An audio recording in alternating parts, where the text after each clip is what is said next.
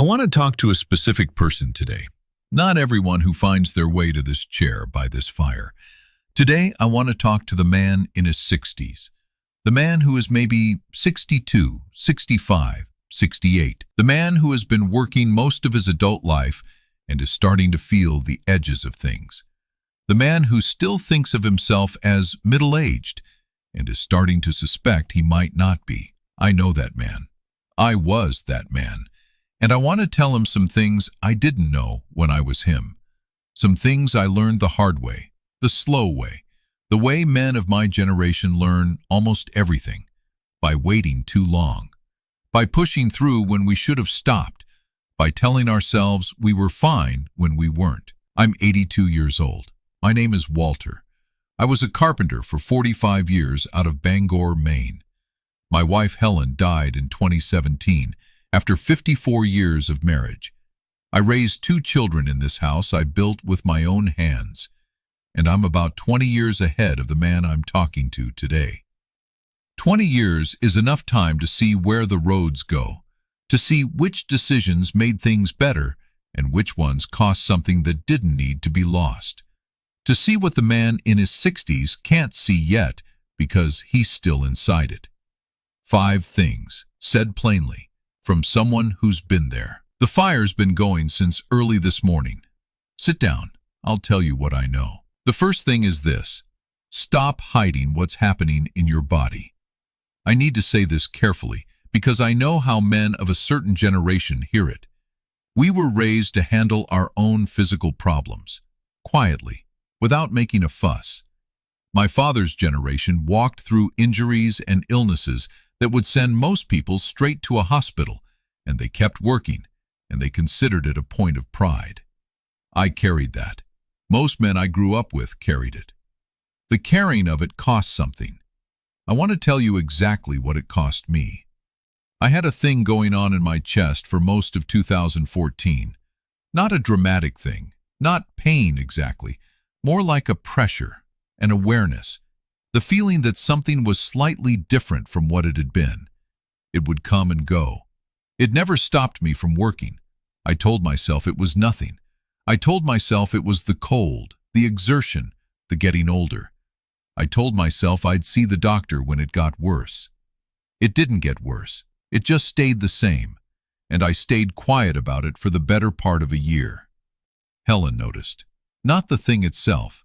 I'd hidden it well enough that she couldn't see it.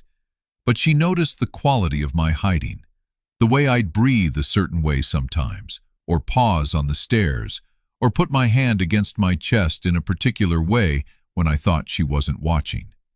Helen didn't miss much. She made me go. She made me an appointment herself and told me I was going on a Thursday morning, and that was that.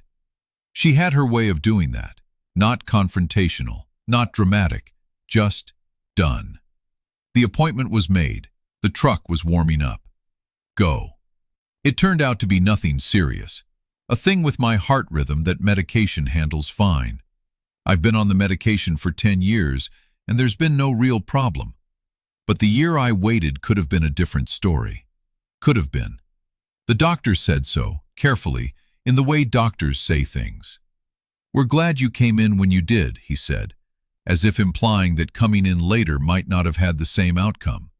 Helen saved my life that year. Not dramatically, by making a phone call and telling me to get in the truck. Here's what I want to say to the man in his 60s. You have spent most of your life using your body as a tool, pushing it, running it past the point where it asks for a rest, ignoring the small signals because the small signals were almost always nothing and the work needed doing. That habit served you, in some ways, for a long time. But your body in your 60s is not your body in your 40s. The signals mean different things now. The pressure in the chest that might have been nothing at 45 needs to be seen at 65. The shortness of breath that was just being out of shape at 50 is worth investigating at 68. The fatigue that was just a long week at 45 might be something else at 62. Go see the doctor. Not when it gets worse. Now. Schedule the appointment this week, not because I think something is wrong with you, but because you're at an age, where finding out early is the difference between the thing being manageable and the thing having already become something larger. And tell the doctor the truth, the whole truth, not the edited version where you minimize because you don't want to be the kind of man who makes a fuss. Tell them what's actually happening, all of it. You are not made of wood. The wood shows you its problems before it fails. Your body is trying to do the same. Listen to it. The second thing is this: stop carrying the weight of your marriage alone. Let me say what I mean precisely, because I don't mean stop being responsible in your marriage. I mean something specific. Most men I've known, of my generation, carry the difficulties of their marriage privately.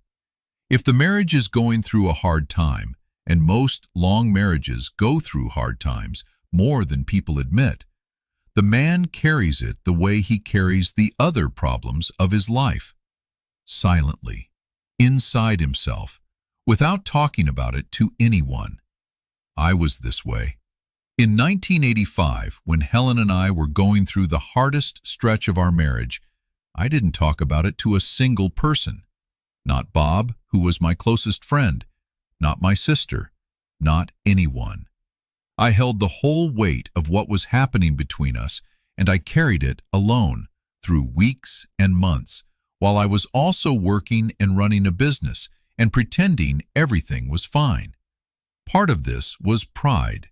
Part of it was the code I'd grown up with. You don't air your domestic problems to other people. It's private. It's between you and your wife. But part of it was something else, something I didn't understand at the time. The reason I didn't talk about it to anyone was that talking about it would have required admitting that the marriage was struggling. And admitting that the marriage was struggling meant facing the possibility that it might fail. And facing that possibility was something I couldn't do directly. So I carried it sideways. I brought it home in my tiredness and my short temper. I brought it to the shop, where the work suffered. I brought it to the supper table, where I was present in body and somewhere else entirely in spirit. Helen noticed. Of course she noticed. She was the one living in the same house with it. What finally happened, what saved the marriage, I believe, was that Helen did what I couldn't. She faced it directly. She sat across from me at the kitchen table on a Sunday afternoon, and she put her hands flat on the surface and she said, "Walter, I need you to hear me." And I heard her, and we started having the actual conversation that I'd been carrying around in the wrong way for almost a year. For the man in his 60s whose marriage is in a hard stretch right now, I want to say two things. The first is, she knows it's hard. Whatever the difficulty is, she's been living in it with you. She knows. You don't have to protect her from knowing what she already knows. The second is, say the thing. Whatever the thing is that you've been carrying, the thing underneath the short temper and the distance and the working late and the avoiding, say it. To her directly, or to someone who can help you find the words, a counselor, a pastor, a friend who is capable of holding the weight of a real conversation. Carry it differently. The weight of a marriage held only by one person in silence is the weight that breaks things. A marriage carried openly, even imperfectly, even with difficulty, can be rebuilt. But it can't be rebuilt if neither person knows what they're building with. Say the thing. It's the only way through. I'll add one more piece, specifically for the men who might be reading this and thinking, my marriage isn't in trouble. Good. Good for you. But this still applies. Even in a good marriage, in a stable marriage, in a marriage where you love each other and things are mostly working, the man who carries his interior privately, who doesn't tell his wife what he's actually thinking about or actually afraid of or actually feeling, is building a distance between himself and the person he loves that accumulates over years into something that can't easily be crossed. I did this for decades. I told Helen what I thought. I didn't often tell her what I felt. She had to work hard to get to the feeling, and she was good enough at it that she often did. But I wish I'd made it easier.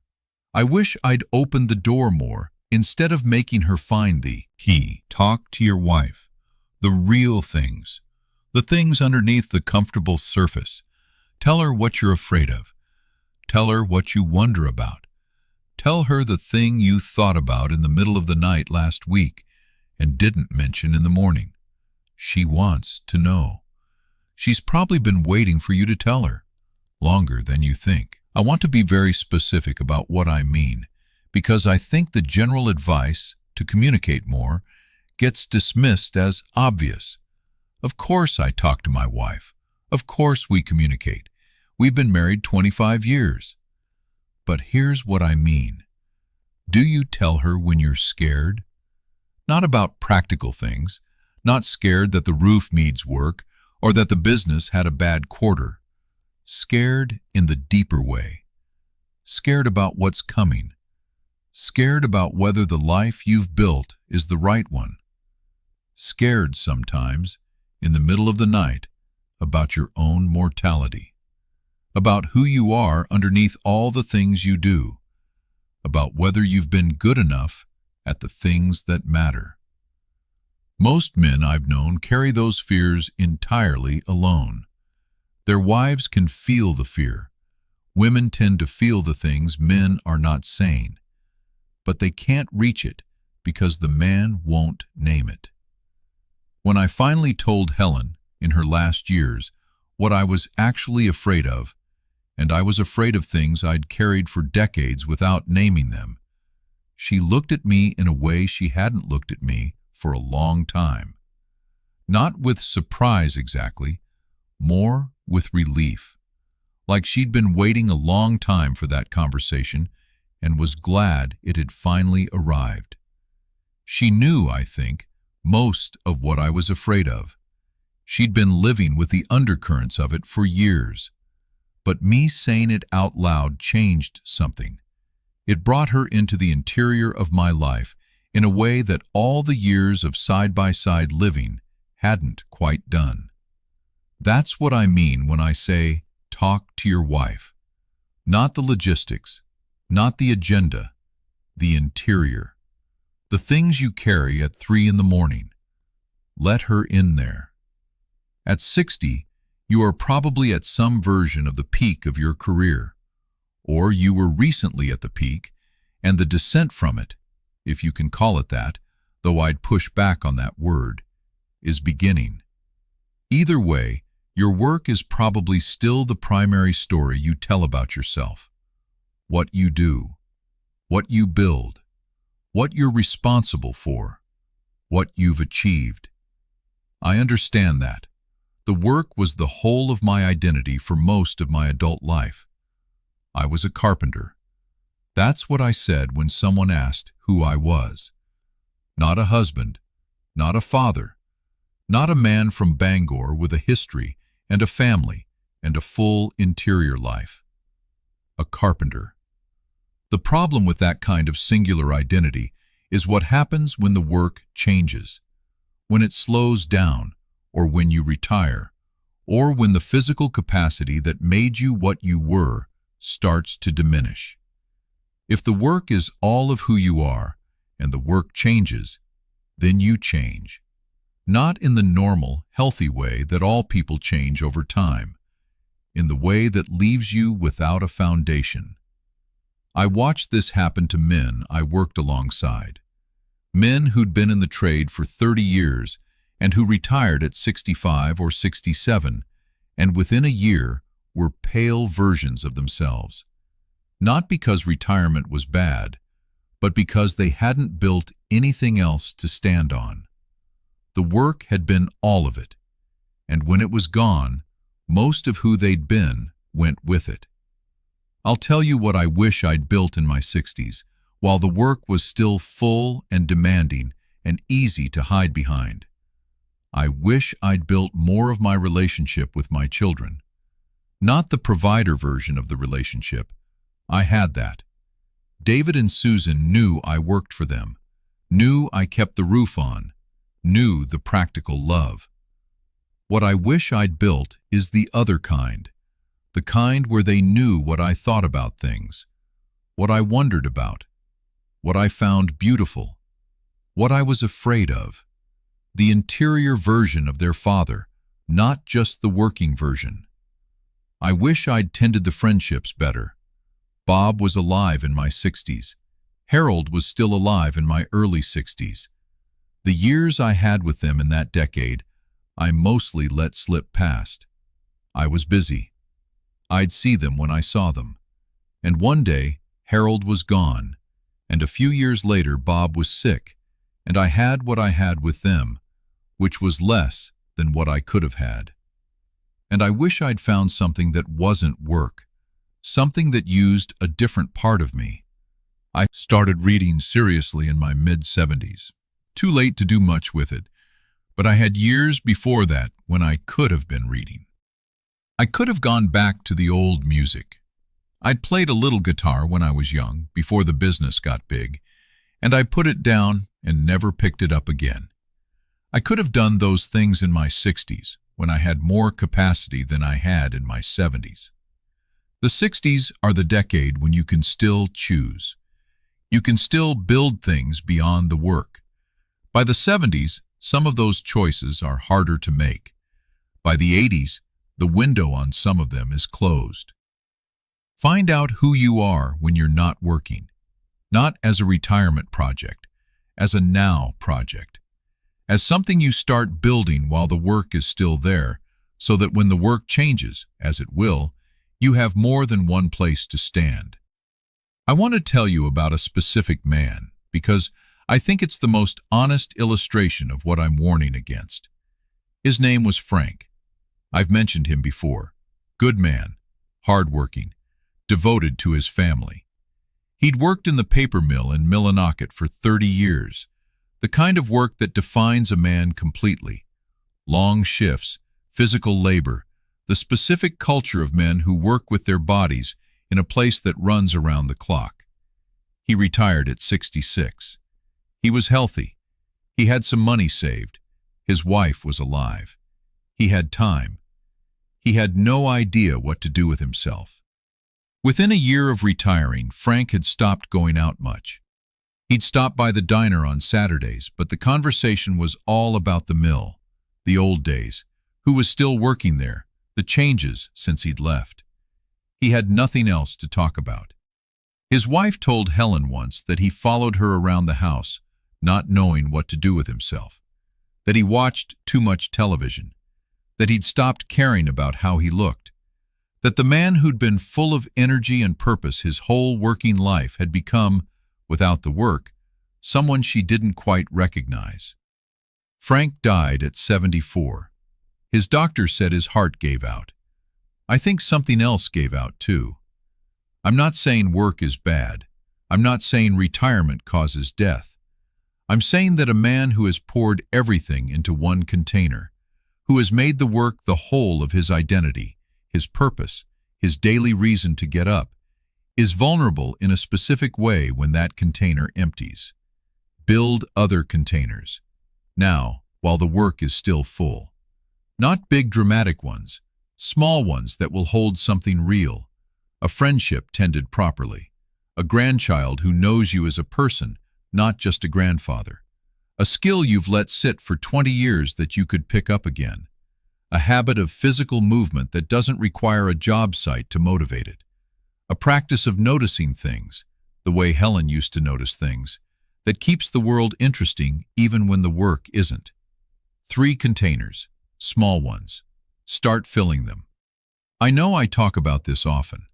It appears in most of what I share from this chair. But I talk about it often because it's the thing I got most wrong and the thing I see most consistently wrong in the men I've known and watched. The men of my generation do not say things easily, not the real things. We were not raised to say them. We were raised to show them, through the work, through the providing, through the showing up. And the showing up is real. I don't want to diminish it, but it's not the same as saying. Let me tell you about a specific moment I wish I could have back. My father died when I was 23 years old. Heart attack. He was 51. It was sudden. He went to work on a Tuesday morning, and by Tuesday evening he was gone. And I never saw it coming, and I never had the chance to prepare, and there was no conversation at the end. The last time I saw him was on a Sunday. He'd come over to help me with something at the apartment I'd rented when I was starting out. He was in a good mood. We worked for a couple of hours. He had a beer. He said the work looked good. And then he left. That was the last time. A Tuesday, 2 days later, and he was gone. I never told him I loved him. Not as a grown man. Not since I was very young, and even then it was rare. We weren't a family that said it. I assumed he knew. I assumed the beer on Sunday and the working together, and the way he'd show up when I needed him, was enough for both of us to know what we were to each other. He may have known. I'd like to believe he knew, but I don't know that he knew, and I've lived with that not knowing for almost 60 years. I was 23 when he died. I'm 82 now. That's 59 years of carrying the unreached for. I don't want that for you. I don't want you to be 82 years old, sitting in a chair, thinking about the last Tuesday you saw your father, and the Sunday before it, and the thing you didn't say. Your father may still be alive. Tell him. Your children are alive. Tell them. Your wife is alive. Tell her. The people you love, who are here, now, within reach, tell them what they are to you. Not on a special occasion, not as a grand gesture, in the truck on the way somewhere, at the supper table when nothing much is happening, on the phone on a Tuesday afternoon for no particular reason. I love you. 3 words, or I'm proud of you, or I'm glad you're mine. Whatever the true thing is, say it. Don't wait for the right moment. The right moment is Tuesday afternoon. The right moment is right now, before the heart attack that none of us see coming. I started saying it to David in my 70s. I told him I loved him and that I was proud of him. He got quiet on the phone the first time. Then he said it back. And now it's just what we do at the end of every call. It's been so long now that it sounds natural. It sounds natural. It took me until my mid-70s to make it sound natural. Don't wait that long. The 5th thing, and I've saved this for last because it's the one that took me the longest to understand, and the one that I think does the most damage in men of a certain age, and the one that's the hardest to talk about, because the men who most need to hear it are the ones most likely to dismiss it. The 5th thing is this: stop treating your feelings like they don't exist. I know how that lands. I know what the man in his 60s does with that sentence. He nods. He says, I hear you, and he moves on. Because the whole framework of how men of our generation were formed doesn't include the feelings as a legitimate part of the self. The feelings are there, of course they're there, but they're not talked about, not examined, not considered relevant to the actual business of living. They're managed, suppressed, converted into silence or anger or work. I lived this way for most of my life. I knew I had feelings. I just didn't think they were particularly important. I thought what mattered was what I did. The work, the decisions, the showing up, the providing, the keeping of the family safe and warm and housed. The feelings were incidental, accessories, things that happened underneath the real business. What I've learned in the 20 years since my 60s is that I was wrong about what the real business was. The real business was the interior, the feelings, the fears, the things I wondered about at 3 in the morning, the grief I carried about my father, the pride I felt about my children that I almost never said out loud, the love I had for Helen that was so large I didn't know how to put it into words, and so I mostly didn't try. All of that was the real business. All of that was the actual substance of my life. And I managed it the way you'd manage a flood, by keeping it contained, by not letting it out, by building walls. The walls worked. Nothing dramatic happened. The flood didn't break through in any catastrophic way. I didn't fall apart. I didn't do anything extreme. But the containment cost me things. It cost me closeness with my children, who grew up with a father they loved but didn't fully know. It cost me depth in my friendships, which stayed at a certain level of surface because real depth required the real interior, and I kept that behind the wall. It cost me years in my marriage, where Helen was trying to reach the man underneath the manager, and the manager was very good at staying in the way. And it cost me things inside myself that I'm only beginning to understand now. Because managing feelings for 60 years means you stop knowing quite what you feel. You develop a kind of emotional numbness, not total, not the numbness that signals something clinical, but a dullness, a reduced sensitivity, the way a callus reduces sensation in the skin. You've been building the callus for so long that you can't quite feel the thing underneath it anymore. I started, in my mid-70s, very slowly, to work on the callus, to pay attention to the interior, to ask myself in the evenings what I was actually feeling, not what I was thinking, or what I'd done, or what was on the schedule, what I was feeling. And at first, the answer was mostly nothing, or something so vague I couldn't name it. Over time, with practice, and it is a practice like any skill, I started to find things. The grief about my father that I'd been carrying in my chest for 50 years without quite naming it. The pride in my children that had been sitting behind the wall, fully formed, waiting for me to let it out. The love for Helen that was so much larger than what I'd managed to give her during her lifetime, not because I hadn't loved her, but because I'd been so contained that only a fraction of it had ever actually reached her. That last one is the one I carry most heavily. The love that was there all those years, that didn't get through the wall the way it should have. She knew I loved her, I'm sure of that. But I wonder, alone in this chair in the evenings, whether she knew how much. Whether the version of my love that she experienced was the full version or the managed version. And I can't ask her now. That's the cost of the wall. The man in his 60s still has time. He still has his wife, probably. His children, who are still building their picture of who he is. His friends, who know the managed version of him and would be glad to know more. He still has years ahead of him in which the interior can be brought out into the room, carefully, in small amounts at first, and then more freely as it gets easier. Start now. Not as a project or a resolution, just start. Ask yourself, at the end of a day, what you actually felt today. Not what happened. What you felt about what happened. Was there something that moved you that you walked past without stopping? Was there something that scared you that you converted to anger before it had a chance to be fear? Was there something you were proud of, or grateful for, or saddened by, that you managed before it could surface? Name it, even just to yourself, even just in the dark before you go to sleep. You don't have to tell anyone. You don't have to change how you move through the world overnight. Just start being honest with yourself about what's actually happening underneath. That's enough to start. That's more than most men in their 60s are doing. And it's the beginning of something that, in 20 years, you'll wish you'd started sooner. Let me tell you what happened when I started. In my mid-70s, after Helen died, and I had a lot of time to sit with myself, I started a practice that I've kept since. At the end of each day, usually in this chair before I go to bed, I ask myself one question. Not a complicated question.